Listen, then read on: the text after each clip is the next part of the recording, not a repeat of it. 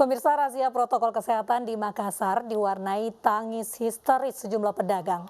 Para pedagang berupaya menghalangi penindakan yang dilakukan aparat hingga berujung kericuhan.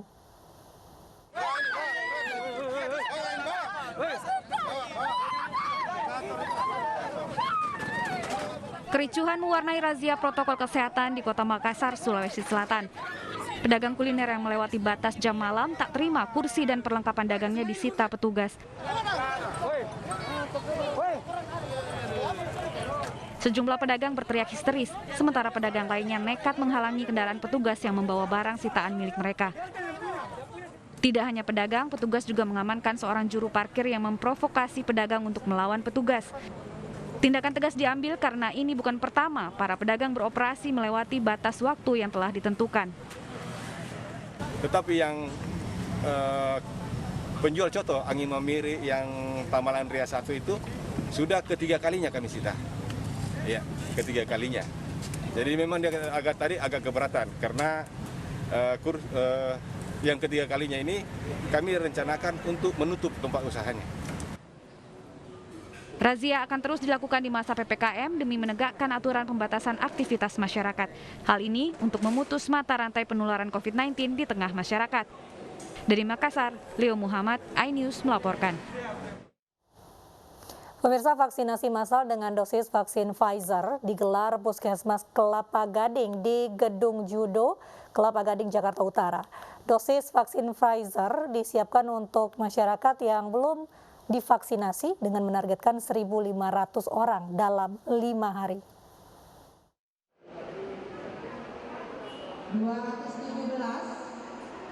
Ratusan warga antusias melakukan penyuntikan vaksinasi yang digelar Puskesmas Kelapa Gading, Jakarta Utara. Dalam vaksinasi ini, Puskesmas Kelapa Gading menerjunkan puluhan vaksinator dengan menyiapkan kuota 300 dosis vaksin Pfizer dalam 1 hari untuk masyarakat yang belum melakukan vaksinasi. Kegiatan vaksinasi dosis Pfizer ini digelar selama 5 hari berturut-turut dengan menargetkan 1.500 orang sudah tervaksin. Kegiatan vaksinasi dosis Pfizer ini pun hanya untuk masyarakat yang mempunyai kartu tanda penduduk DKI Jakarta. Yang pertama belum pernah vaksin, jadi untuk vaksin dosis pertama kita memang untuk warga DKI atau domisili di DKI. Pasien dengan komorbid kita anjurkan untuk meminta surat rekomendasi dari dokter yang merawat tentunya. Ibu hamil bisa juga pakai Pfizer. Sementara itu, bagi warga yang belum melakukan vaksinasi pertama, vaksinasi dosis Pfizer juga bisa untuk ibu hamil. Namun untuk warga yang mempunyai penyakit komorbid harus menyertai surat rujukan dari rumah sakit. Diketahui pada 19 Agustus 2021 lalu, Indonesia menerima kedatangan vaksin COVID-19 sebanyak 1.560.780 dosis produksi Pfizer. Ini merupakan pertama kalinya di Indonesia dan telah menerima Emergency Use of Authorization (EUA) dari BPOM pada Juli 2021. Dari Jakarta, Nadia Raisa, Rizky Solehudin, Rudi Rijadi, iNews melaporkan. Pemirsa, Presiden Joko Widodo menurunkan status PPKM level 4 untuk wilayah Jawa dan Bali ke level 3. Penurunan level disebabkan karena berkurangnya jumlah kumulatif kasus positif hingga 78%. Dan berikut pernyataan Presiden Joko Widodo. Untuk itu, pemerintah memutuskan mulai tanggal 24 Agustus hingga 30 Agustus 2021, beberapa daerah bisa diturunkan levelnya dari level 4 ke level 3. Untuk Pulau Jawa dan Bali, wilayah aglomerasi Jabodetabek, Bandung Raya, Surabaya Raya, dan beberapa wilayah kota kabupaten lainnya sudah bisa berada pada level 3 mulai tanggal 24 Agustus 2021. Untuk Pulau Jawa Bali ada perkembangan yang cukup baik. Level 4 dari 67 kabupaten kota berkurang menjadi 51 kabupaten kota. Level 3 dari 59 kabupaten kota menjadi 67 kabupaten kota. Dan level 2 dari 2 kabupaten kota menjadi 10 kabupaten dan kota. Untuk luar Jawa Bali juga ada perkembangan yang membaik, tetapi tetap harus. Pemerintah menurunkan level PPKM 4 ke level 3 di beberapa wilayah yang dinilai sudah menurunkan angka positif COVID-19 secara signifikan. Di antaranya adalah wilayah aglomerasi Jabodetabek, Bandung Raya, Semarang Raya, dan Surabaya Raya akan menerapkan PPKM level 3 mulai 24 hingga 30 Agustus mendatang. Penerapan PPKM level 3 di wilayah aglomerasi Jabodetabek, Bandung Raya, Semarang Raya, dan Surabaya akan dimulai besok 24 hingga 30 Agustus.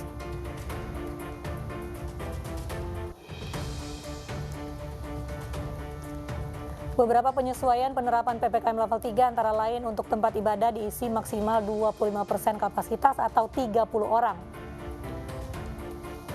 Sementara untuk restoran, pengunjung boleh makan di tempat dengan kapasitas maksimal 25% dan 2 orang per meja. Jam operasi restoran buka hingga pukul 8 malam.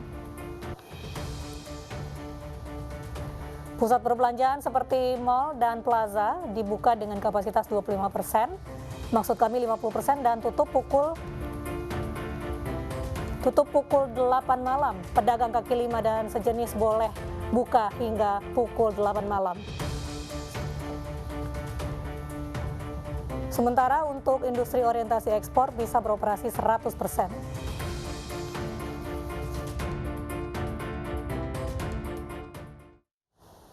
Pemerintah menyiapkan skenario untuk kita berdamai dengan pandemi. Presiden Joko Widodo telah menginstruksikan Menteri Kesehatan untuk menyusun protokol kesehatan yang akan menjadi panduan kehidupan masyarakat berdampingan dengan pandemi. Di samping itu juga akan diatur ulang soal testing dan tracing serta strategi perawatan utamanya untuk mencegah kematian. Bahwa kedepannya kita tidak hanya bicara mengenai strategi penanganan pandemi atau strategi mengatasi pandemi, tapi strategi untuk hidup bersama epidemi seperti arahan Bapak Presiden. Dan itu akan dilakukan di bidang protokol kesehatan, akan dilakukan di bidang testing dan tracing, dan akan dilakukan juga di bidang perawatan atau therapeutics. Semua terlibat, semua berperan. Yuk kita bersama wujudkan Indonesia tangguh, Indonesia tumbuh. Mulai dari kamu, lindungi keluarga, lindungi Indonesia.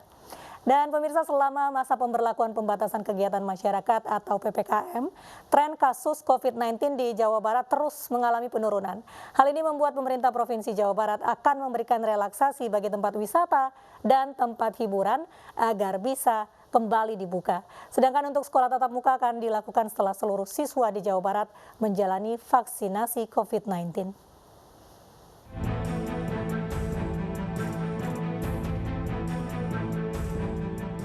Langkah pemerintah dalam menerapkan kebijakan pemberlakuan pembatasan kegiatan masyarakat atau PPKM terbukti cukup ampuh. Di Provinsi Jawa Barat, kasus COVID-19 mulai menurun.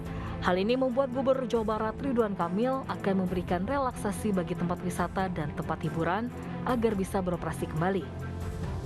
Tak hanya itu, Kang Emil juga akan mengizinkan sekolah tatap muka dengan catatan seluruh siswa sudah divaksinasi COVID-19. Pariwisata juga pelan-pelan, tapi dengan gradual ya. Jadi 25% itu dimonitor, 50% dimonitor, tetap harus dengan protokol kesehatan. Sehingga kedaruratan sudah lewat, vaksinasi sukses, setelah itu adalah pemulihan ekonomi. Penerapan dampak PPKM juga berimbas terhadap angka kematian di Jawa Barat yang merupakan terendah dari provinsi-provinsi terbesar di Pulau Jawa. Kasus kematian akibat COVID-19 di Jawa Barat berada di angka 1,7%. Sebagian besar kasus kematian disertai penyakit bawaan atau komorbid. Dari Bandung, Jawa Barat, Diki Wismara, iNews melaporkan. Pemirsa, mantan Menteri Sosial Juliari Batubara dinyatakan bersalah dan divonis 12 tahun penjara dan denda Rp500 juta. iNews Malam segera kembali untuk Anda.